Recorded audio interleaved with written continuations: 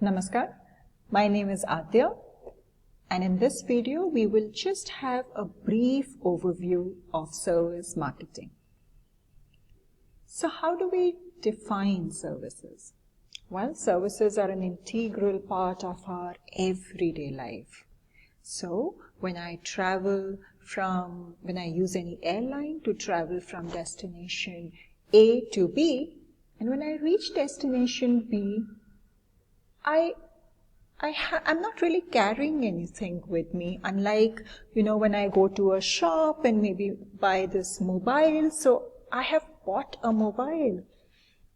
I have paid for that airline ticket also, but there is nothing tangible, nothing concrete in my hand. And yet I carry an impression about the airline. So I may be happy with the way the staff treated us, or I may not be happy with the way the staff treated us. I may be happy with the punctuality, or I may not be happy because the airline was late.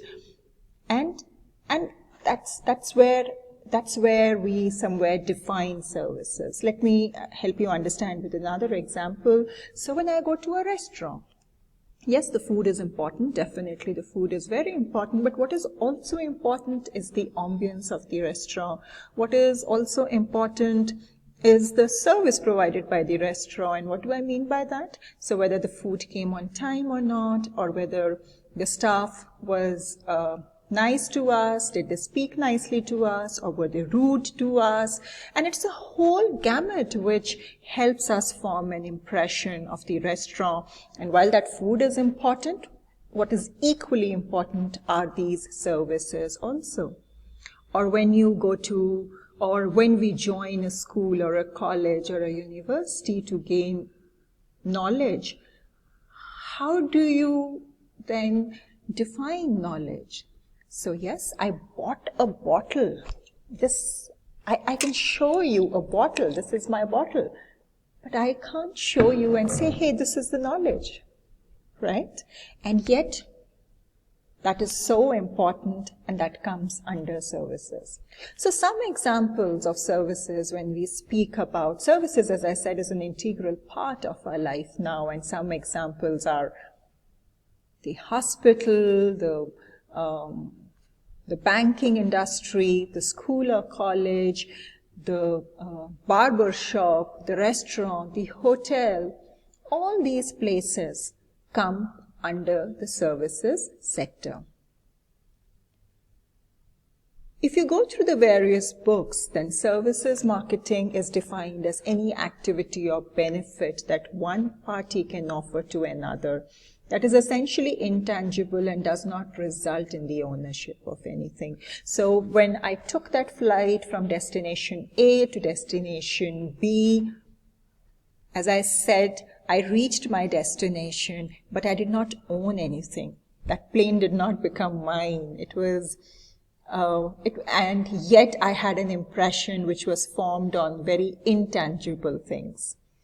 A service is an activity or a series of activities of more or less intangible nature that normally, not necessarily, take place in interactions between the customer and services employees and or systems of the services provider which are provided as solution to the customer problem.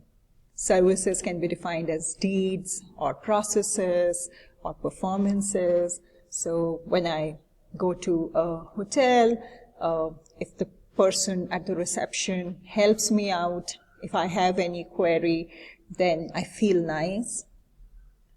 And yet I haven't bought anything, right? It's that feeling is such an intangible feeling. Services have become very important in the last 2-3 decades. In fact, specifically talking about India, the service contributed to almost around 54.3% to India's gross value added, and which is like huge. And this is one of the current figures from the economic survey by Government of India.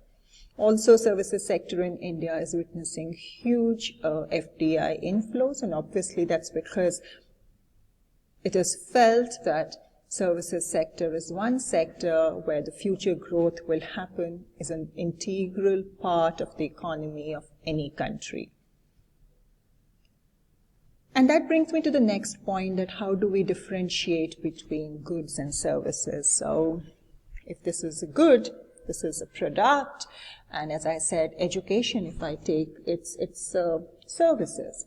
Now this is a physical commodity. I can see it, I can touch it, I can feel it. While when you're talking about education, or when you're talking about, or even the process, when I go to an ATM to withdraw money or deposit money, it's a service being provided. It's a process. It's an activity. This is tangible. I can feel it, right? On the other hand, the service being provided by the ATM is intangible, or I can't feel it. I mean, I can't hold it like this. It's not something which I can hold in my hand. Or the service, so when a teacher conducts a class, it's an intangible activity. Or a doctor, when we go to a hospital or a clinic, and the service provided by the doctor is an intangible activity.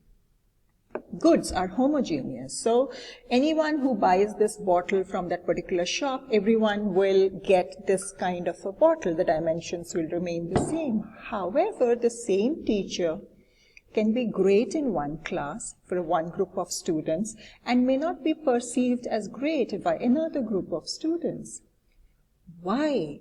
Because in service marketing, the customers are involved in the process of production. I don't care how this bottle was formed. I am not really aware how this mobile was manufactured.